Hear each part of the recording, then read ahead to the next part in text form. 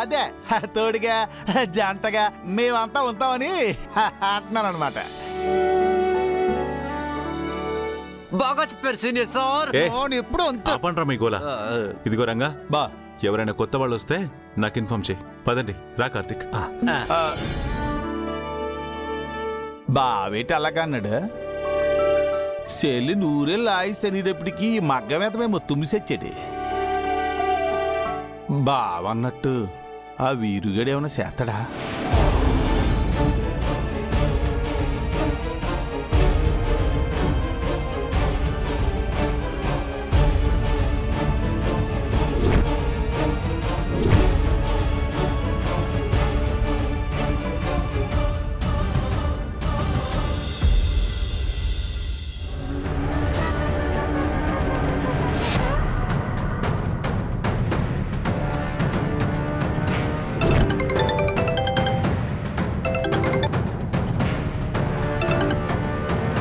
Hello sir, ఒక్కడి కోసం ఇంత స్కెచ్ ఎందుకు సార్? ఫ్యామిలీ మొత్తాన్ని లేపేయమంటారా? నో, ఫ్యామిలీ అంతా మొత్తం ఒకేసారి పోతే ఎవ్వరికి ఏ బాధ ఉండదు కదా. చావుని చూసి ఏడ్చే వాళ్లే ఉండరు. విజయేంద్ర ప్రతాప్ కుటుంబం ఏడుపులతో నిండిపోవాలి. ఏ ఒక్కరిలో కూడా సంతోషం అనేది ఉండకూడదు. ప్రతి ఒక్కరూ విలువైందేదో కోల్పోయామని కుమిలి కుమిలి ఏడవాలి. అంటే ఆ విజయేంద్ర ప్రతాప్ చావాలి. మీరతన్నే చంపాలి. అలాగే సార్. మీరేం చేస్తారో నాకు తెలీదు. కళ్యాణం కోసం పట్టుబట్టలతో బయలుదేరిన విజయేంద్ర ప్రతాప్ శవంలా ఇంటికి రావాలి. ముసలోడి పని కొన్ని క్షణాల్లో ముగిస్తాం. మీరు బ్యాడ్ న్యూస్ కోసం రెడీగా ఉండండి సార్. అది నాకు గుడ్ న్యూస్ రా. ఇంకో విషయం, ముసలోడిని చంపడం అంత ఈజీ కాదు. రుద్రప్రతాప్ ఉండగా ఆ కుటుంబంలో ఎవ్వరికీ ఏమీ కానివ్వడు. అతను కళ్యాణం కోసం పీటల మీద ఉండగానే ఆ ముసలోడిని ఫినిష్ చేయండి. సరే సార్.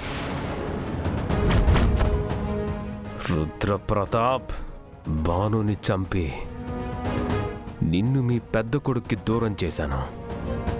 ఇప్పుడు మీ పెదనాన్నని చంపి నిన్ను ఆ గంగని ఈ కుటుంబానికే దూరం చేస్తాను. ఆ తరువాత ఒక్కొక్కరిగా కుటుంబంలో అందరినీ చంపుతాను. నన్ను అడ్డుకోవాలనుకునే నీకు ప్రతి చావు ఒక బహుమతి రుద్ర.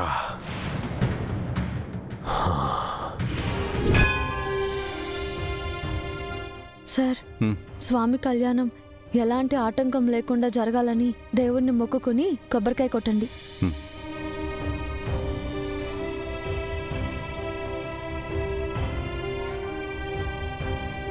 మా కుటుంబంలో ఎవ్వరికీ ఎలాంటి హాని జరగకుండా నువ్వే రక్షించాలి స్వామి.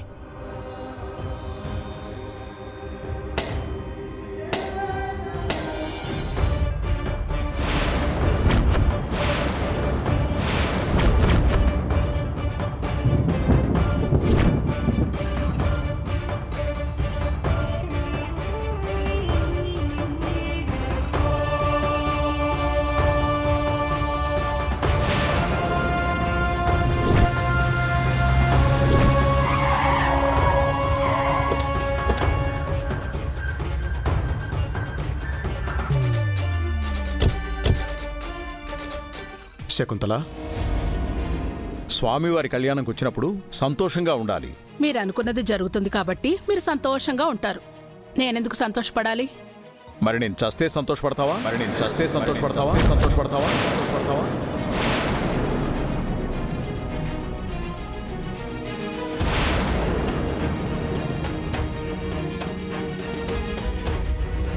శుభం అంటూ కళ్యాణానికి వస్తే ఏంటండి ఆ మాటలు?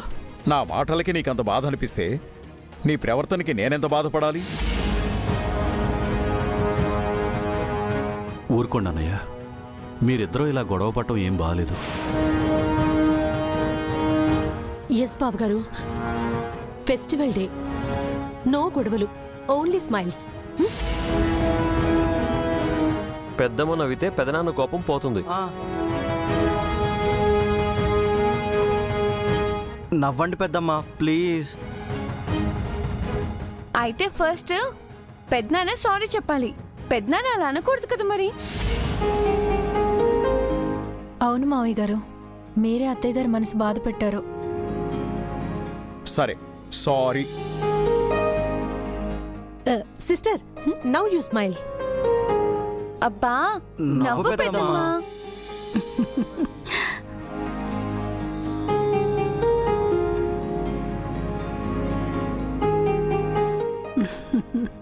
ఇప్పుడు పండగ కాళొచ్చింది. చాలండి, లోపలంతా ఎదురు చూస్తుంటారు. పదండి వెళ్దాం. పదండి. వీళ్ళంతా సంతోషంగానే ఉన్నారు. నాకే లేనిపోని టెన్షన్. ఆ వీరు బ్రో ఏం ప్లాన్ చేశాడో చెప్పడు. ఇక్కడ మావయ్య గారేమో యాక్సిడెంటల్గా తన చావు గురించే మాట్లాడారు. ఖచ్చితంగా వీరు బ్రో ఏదో ప్లాన్ చేసే ఉంటాడు. కంపతీసి ఏ బాంబో పెట్టి టోటల్గా ఫ్యామిలీని లేపేద్దాం అనుకుంటున్నాడా?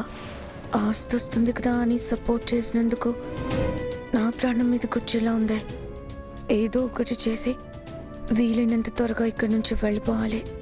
గోపి, వస్తున్నాను అత్తయ్య గారు. కొబ్బరికాయ కుళ్ళిపోవడం ఏంటి? మనసంతా ఆందోళనగా అనిపిస్తుంది సార్. టెన్షన్ పడకు. మనసులో భయం ఉన్నప్పుడు ఇలాంటి చిన్న చిన్నవి కూడా అనుమానాన్ని కలగజేస్తాయి. దేవుడంతా మంచి చేస్తాడంటుంటావు కదా, అదే నమ్ము, సరేనా?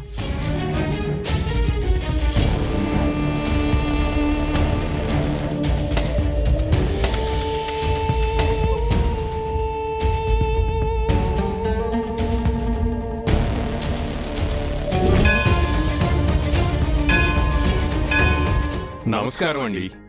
నమస్కారం. నమస్కారం. మీ కుటుంబం అంతా కలిసి రావడం చూస్తుంటే చాలా సంతోషంగా ఉందండి. స్వామివారి కళ్యాణం జరిపించే అవకాశం మాకు దక్కినందుకు మేం అదృష్టంగా భావిస్తున్నాం. ఏర్పాట్లన్నీ పూర్తయినట్టేగా? ఏర్పాట్లన్నీ మీ కొడుకు కోడలు దగ్గరుండి చూసుకుంటున్నారండి. చాలా ముచ్చటైన జంట. వాళ్లే సీతారాముల్లా ఉన్నారనుకోండి. సంతోషం. పదండి. బా బా పెదమయ్యాలు వచ్చినారు. గుడంతా కలకల్లా ఆడిపోతుంది. నేను చెప్పిందంతా గుర్తుంది కదా? నా చూసుకుంటాను బావా, నువ్వేటి గాబర పడకు. సార్ తలంబ్రాలు తీసుకురండి. అదిగో సెల్లి పిలుస్తుంది, నువ్వు వెళ్ళా పని చూడు.